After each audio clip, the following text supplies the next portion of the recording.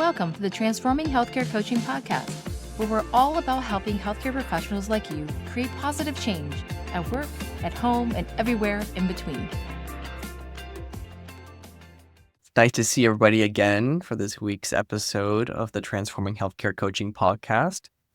And today we're going to be talking about how we lead with the heart as a frontline healthcare professional.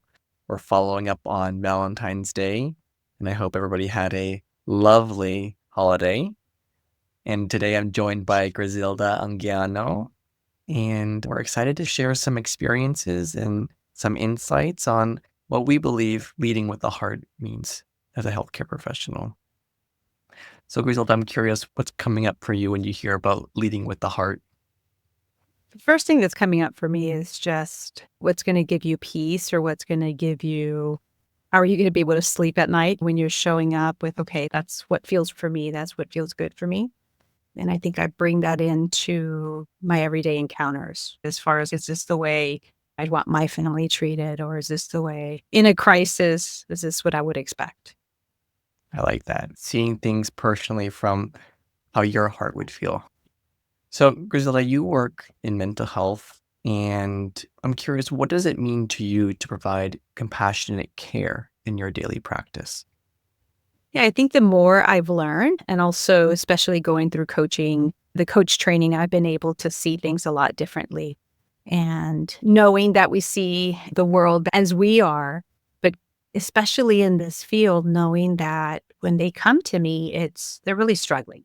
So that I can come from a place of discernment and not judgment, come from a place of, I have more clarity than they do in some situations, but just coming from a place of support, coming from a place of truly caring, which all of us in healthcare, that one comes easy for us, but it's also just thinking about what they might be going through and how do I actually partner with them to get them to the other side. I can relate. Going into every patient encounter as non-judgment, as we like to use in coaching, and not judging the challenges and experiences that our patients are coming to us with, and to see things from a different lens, because it is so easy to judge and say, oh, like for instance, I work in emergency medicine.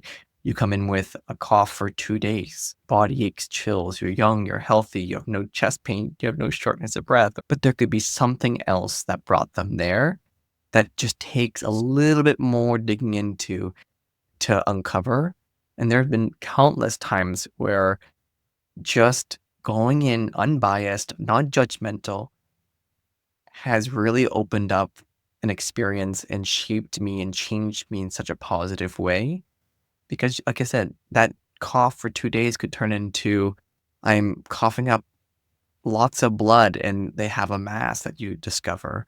Or it could be they're coming into you and saying, I didn't feel comfortable telling the triage nurse this, but I don't feel safe at home. There could be something else that comes from that, and just coming from that compassionate care.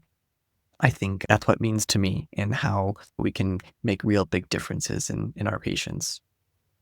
Absolutely. And then just reflecting on what you just said was always asking, what are they really worried about? Because they may come with a cough, but their really good friend started with a cough and then died because they hadn't found the lung cancer or something. So it's always, what are you most worried about? Or what do you feel like you need? Doesn't mean you have to do that, but still it's just hearing them out and trying to come from a different perspective. Yeah. We never really truly know. And that's actually a really good way to directly asking them is, what is really bothering you today? What's the real concern you're having? I like that. So adding on to that, how can you cultivate empathy when dealing with maybe a difficult patient or a difficult situation at work? I've been practicing heart math as far as the biofeedback to how am I feeling or how am I thinking with difficult situations for patients. And I like to see it as keeping my lid on. How am I going to approach the situation? How can I be the best listener? How can I really see what the purpose is of the moment? And I think instead of let me rush so that I can finish my charts or order this meds or do these things, it's just what's my purpose for at this moment. So practicing mindfulness as far as I'm here, I'm in the room, And that way we can listen to what they're saying and what they're not saying. Yeah. I also think this kind of goes back to that first question and how we answer that, being that just seeing things from a different lens, from their lens that could be completely different than your initial interpretation, I think will help kind of cultivate some empathy in these difficult situations. Like, for instance, there's countless times where the nurse will warn me, they're like, there are family members there and they're not happy. And you're like, oh, it's so easy to be like, they don't know anything and whatnot. And it may be that they maybe weren't explained something in a certain way. And so just going there with a smile on your face, the way you normally act towards patients, hopefully a smile on your face, and trying to kind of alleviate tensions just by explaining everything that you maybe have done, I think is also very helpful. But I like how you mentioned just like being intentional with yourself at the present moment. You're there now. You can't control the past. You can't control the future. Just where you are now is very important to be mindful of that, and that being present to that moment can help change the way things transpire. You know, I just wanted to take a quick second to say thank you. Seriously. It means a lot that you're here with us, diving into these real conversations about life and healthcare. If you're enjoying what you're hearing, we'd love to have you join our regular crew. Just hit that subscribe button wherever you're listening from. It really helps us keep these authentic conversations going. All right, where were we? So, what strategies can you use or have you seen used to manage emotional exhaustion while trying to remain compassionate? Yeah, I think one is just not lumping every abdominal pain or every patient with ADHD or whichever, lumping them in all in one box. It's each person is unique and they all have their own stories, their own presentations, and it's not a one size fits all. And so I think that for me, I'm always trying to really listen or look between to see, is this, especially in mental health, is this a connection issue? Is communication issue? Is this a sleep issue? It could be they're coming for ADHD and it's just they're not sleeping well or other things going on. So I think for me, just managing my own self. So it has to start with me, that I need to make sure that I'm sleeping. I need to make sure that my taking my breaks to use the restroom and to eat and to do all those simple things, but yet that way I can keep being aware and ready when I'm in the room with them. Yeah, I like that. Klaus, I'm wondering what strategies have you been able to use or maybe see other colleagues using to combat that emotional exhaustion that does happen? Yeah, and I think it goes into practice, meaning that I think of the 12-hour shifts, sometimes 16-hour shifts that I pick up in the emergency room or urgent care, and you're so compassionate earlier in the day, and you're giving your all to these patients, and the later in the day it gets, and you're trying to make sure you get out on time to go see your family or wake up early the next day for your next shift, that it can easily be very exhausting and difficult to continue that behavior. And the exhaustion is not just emotional exhaustion, it's like physical exhaustion. You just get so tired. How many times have you smiled and it's like, oh my God, my smile hurts. Like my muscles are killing me. It feels the same way in the beginning, but I have found that the more that you practice compassionate care, the more that it resonates with you, that the more resilient you become, the easier it is to fight off that exhaustion because it's just built into your everyday life. And it feels less of like something you actually have to do, but it's more of who you become. And I think that is a big quality that most healthcare professionals went into healthcare for, was for that compassionate care. And it's so easy in today's healthcare landscape and difficult patients coming in that it's hard to maintain that. But the more you practice it in those difficult situations and in daily practice, I find that it helps combat that burnout and that exhaustion that we start to feel. Thanks for Yeah. asking me, Grizelda. Yeah. Amazing how so many of these things, it's practice. We got to practice mindfulness practice and all these things. It's especially if we want to get better at it. Yeah, everything's a journey, and I think we are very keen to advocate and recommend and make our clients aware in our coaching relationships that change takes time, habits take time, and to get to the life that you want to live, whether that be in healthcare, outside of healthcare, requires work and work that becomes seamless if you do the work for it. So, how can you create a supportive environment for our colleagues that fosters compassion, not just for ourselves, but how can we help our colleagues see this as well? Yeah, it's a good question. And I think it's seen them the same way. Even if they're not coming in to a room to get and take care of, but actually practicing with them, listening to them.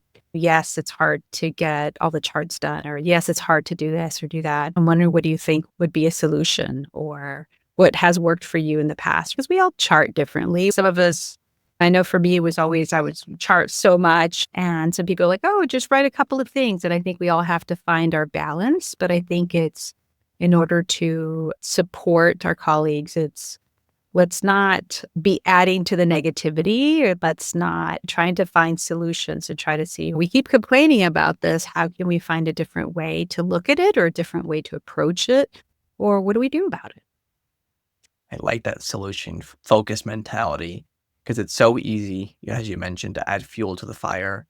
We have this phrase that we learned in coaching school, and I think we've talked about it in prior episodes. It's energy attracts like energy. So if the energy is very destructive and it's very negative, it's going to spread. Other people are going to add on to that. And so if we can just shift those conversations to something more supportive, more aligned with who we want to be in everyday life and in healthcare for our patients, then I think we're shifting in the right direction. I like that a lot. Absolutely. And I guess this kind of even adds on to this, like, what role does active listening play in delivering compassionate care? Yeah, I think that especially through the coach training and all, that's something I really started to focus on a lot. Sometimes it was just, let me try to type while they're talking. And sometimes I would forget that part of it. And I said, I need to write it down because then I'm going to forget and I won't be able to come back. But now it's, the more I practice active listening, it's amazing how much you do remember, right? Because you're really engaged with the patients and with others. And so it's so important, just as in when we ask them, what are they really worried about? Sometimes we get to see it when we're active listening. It's just they're saying one thing, but their body language is saying something else, or the tone dropped, or it's, why are those changes? And I think it's, I now like to challenge my patients and say, like, you're saying this, but I'm hearing that with the way you're doing it. And it's amazing what comes out differently when we just get curious about all the parts of listening. I like that. And I think a lot of people don't actually know what active listening is. So for some people, that's just saying that you're there to hear them and they can always call to talk. But a lot of people don't go to talk to somebody, or patients don't even like coming to the hospital because they don't feel that they're actually being listened to. So what does that mean? And I think for me, active listening is literally, as you just mentioned, is sitting there present, not with your phone in your hand. And personally speaking, I don't go into patient encounters with a computer or notes. I personally love just to sit there, look them in the eyes and ask them, what's going on? Are they looking away when they talk about a certain thing? What was that about? Is their posture changing, their tone changing, as you mentioned, Grizelda? Because these are cues that you can investigate a bit further. How many times I give discharge instructions, and if there's a slight deviation in their personality that may change at the end, sometimes like that could be that they're not satisfied with something, and I can ask, well, how do you feel about what I just talked about, right? That might lead me to ask another question. I'm like, well, I really didn't feel like this was addressed. I'm like, well, let's address it now then. And so it helps filling gaps of people's concerns, I think.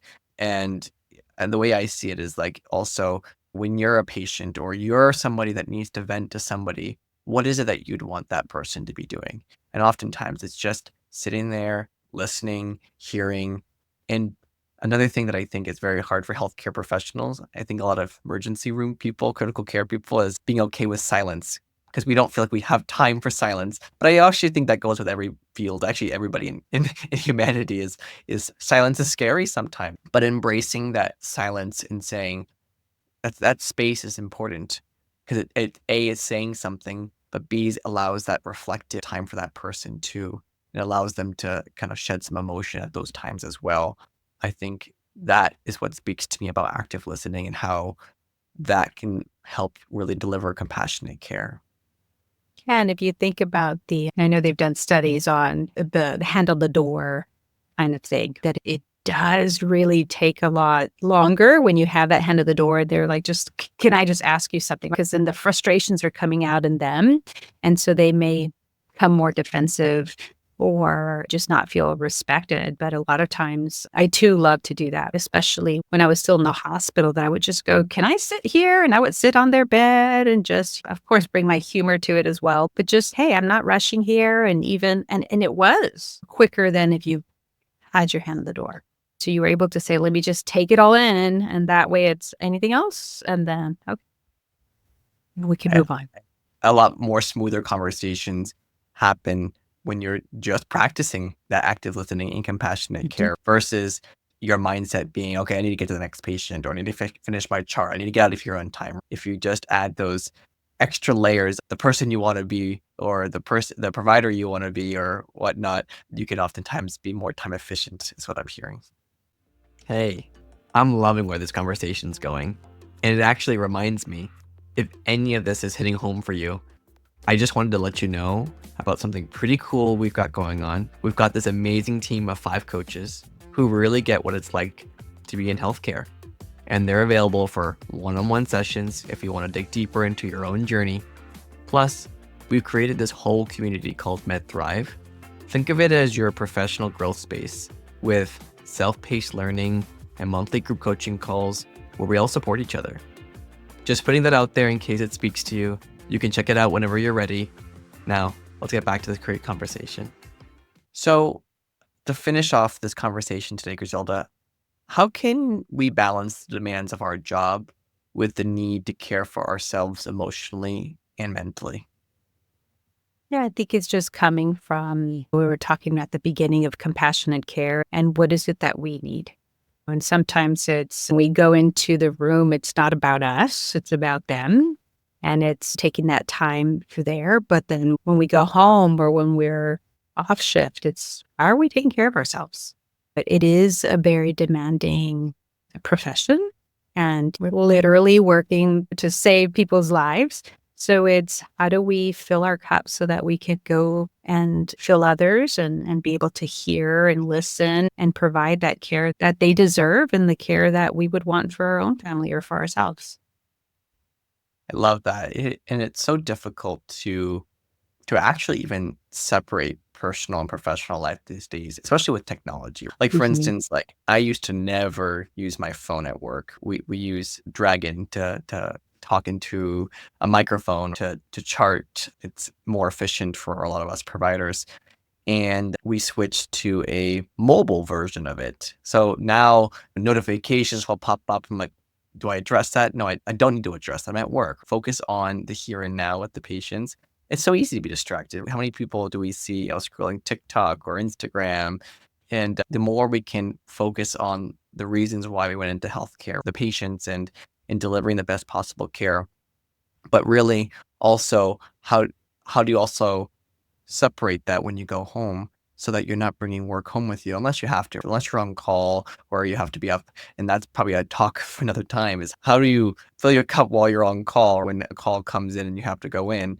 But in general speaking, you have to be able to take care of yourself in order to take care of other people.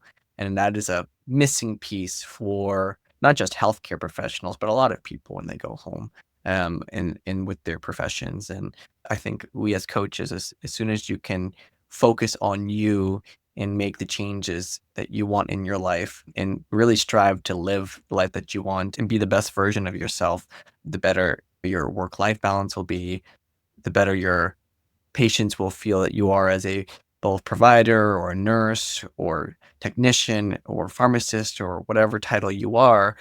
I think everybody else will see it just as much as you feel it. Yeah, and I think it's just, if we ever think about what would I tell a patient of mine or my best friend, if they were struggling with something, sometimes we do need to take some time off. Sometimes we need a break. Sometimes we need further support. And it's hard. The way you were saying, it's not just in this profession, but the fear of saying I need support is there and it is real.